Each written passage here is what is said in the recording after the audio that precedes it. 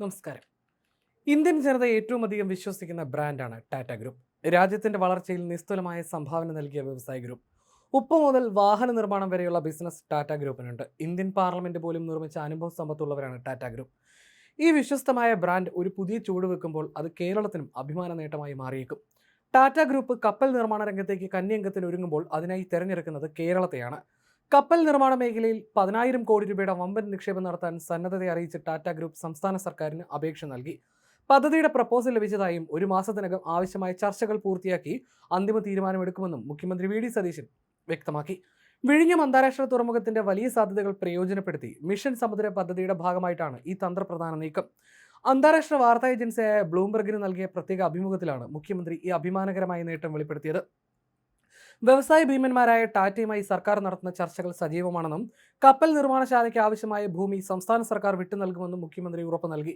ഉപ്പ് മുതൽ സോഫ്റ്റ്വെയർ വരെയും കാറുകൾ മുതൽ ആഡംബര ഹോട്ടലുകൾ വരെയും നീളുന്ന ടാറ്റ സാമ്രാജ്യത്തിന്റെ ചരിത്രത്തിൽ കപ്പൽ നിർമ്മാണ മേഖലയിലേക്കുള്ള ആദ്യ ചുവടുവെപ്പാണിത്. ടാറ്റയുടെ 10,000 കോടി രൂപയുടെ ഈ വൻ പ്രപ്പോസലിനെ സംസ്ഥാന സർക്കാർ വളരെ അനുകൂലമായിട്ടാണ് കാണുന്നത്.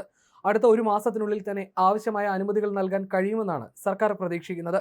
വിഴിഞ്ഞം തുറമുഖത്തിന്റെ വികസനവും MSC നിക്ഷേപവും യാഥാർത്ഥ്യമാകുന്നതോടെ കേരളത്തിന്റെ തീരദേശ വികസനം മറ്റൊരു തലത്തിലേക്ക് ഉയരും. ടാറ്റയുടെ കപ്പൽ നിർമ്മാണശാല കൂടി വരുന്നതോടെ 10,000 നേരിട്ടുള്ളതും അല്ലാത്തതുമായ തൊഴിലവസരങ്ങളാണ് മലയാളി യുവാക്കളെ തേടിയെത്തുക. മുഖ്യമന്ത്രി വി ഡി സതീശന്റെ സ്വപ്ന പദ്ധതിയായ മിഷൻ സമുദ്രയ്ക്ക് വലിയ ഊർജ്ജമാണ് ഈ പ്രഖ്യാപനം നൽകുന്നത്. എല്ലാ സമുദ്ര തുറമുഖ മേഖലകളെയും പരസ്പരം സംയോജിപ്പിച്ച് വിഴിഞ്ഞം കേന്ദ്രീകരിച്ച് ഒരു ആഗോള മാരിടൈം ഹബ്ബ് നിർമ്മിക്കുകയാണ് ഇതിലൂടെ ലക്ഷ്യമിടുന്നത്.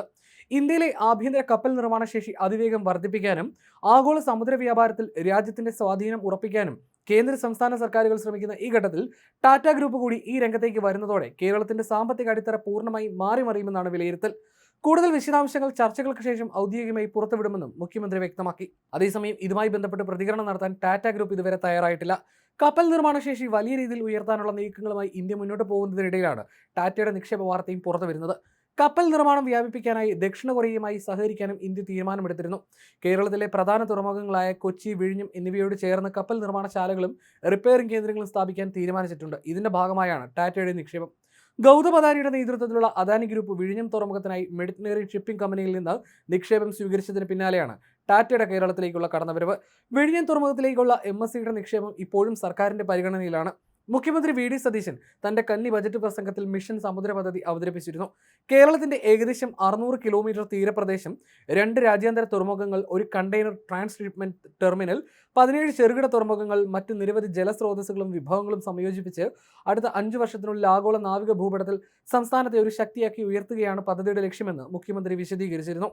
കേരളത്തെ ഒരു ഏകീകൃത തുറമുഖ നഗരമായി വിഭാവനം ചെയ്യുന്ന ഈ പദ്ധതി നമ്മുടെ റോഡ്, കടൽ, റെയിൽ, ഉൾനാടൻ ജലപാത ശൃംഖലകളെ നിർമ്മാണ മേഖലകളുമായും ഗ്രീൻഫീൽഡ് നഗരങ്ങളുമായി തടസ്സരഹിതമായി സംയോജിപ്പിക്കുകയും അതുവഴി സംസ്ഥാനത്തെ അടിസ്ഥാനപരമായി അഭിവൃദ്ധി പ്രാപിക്കുന്ന സമുദ്ര സമ്പദ്വ്യവസ്ഥയാക്കി മാറ്റുകയും ചെയ്യും. സംസ്ഥാനത്തെ 4 പ്രാഥമിക ചെറുകിട തുറമുഖങ്ങളായ വിഴിഞ്ഞം, കോവളം, കൊല്ലം, ബേപ്പൂർ, അഴീക്കൽ എന്നിവയുടെ വികസനത്തിന് ഉത്തേജനം നൽകുന്നതിനായി സമഗ്രമായ കേരള മാരിടൈം നയം നടപ്പിലാക്കുമെന്നും മുഖ്യമന്ത്രി വ്യക്തമാക്കി. ഈ നയം കടൽമാർഗ്ഗ ചരക്ക് ഗതാഗതം, തുറമുഖ കേന്ദ്രീകൃതമായ വ്യവസായങ്ങൾ, ലോജിസ്റ്റിക്, അനുബന്ധ ഷിപ്പിംഗ് പ്രവർത്തനങ്ങൾ എന്നിവ പ്രോത്സാഹിപ്പിക്കും. കൂടാതെ ശേഷിക്കുന്ന 13 ചെറുകിട തുറമുഖങ്ങളിലെ ഭൂമി, കെട്ടിടങ്ങൾ, അനുബന്ധ സ്രോതസ്സുകൾ എന്നിവ പ്രയോജനപ്പെടുത്തി സമുദ്ര ടൂറിസം, ലോജിസ്റ്റിക്, സമുദ്ര വ്യവസായങ്ങൾ, സമുദ്ര നിയമ, വിദ്യാഭ്യാസം, പൊതു സ്വകാര്യ പങ്കാളിത്തത്തിലൂടെ ഒരു സമുദ്ര മ്യൂസിയം സ്ഥാപിക്കൽ എന്നിവ പ്രോത്സാഹിപ്പിക്കും. സംസ്ഥാനത്തിന്റെ സമ്പദ്വ്യവസ്ഥയുടെ സമഗ്ര വികസനവും 100 കണക്കിന് വിദ്യാസമ്പന്നരായ യുവാക്കൾക്ക് തൊഴിലവസരങ്ങളിൽ ലക്ഷ്യമിടുന്ന മിഷൻ സമുദ്ര എന്ന ആശയത്തിലേക്കുള്ള ആദ്യ ചുവടുവെപ്പാണ് കപ്പൽ നിർമ്മാണ പദ്ധതി.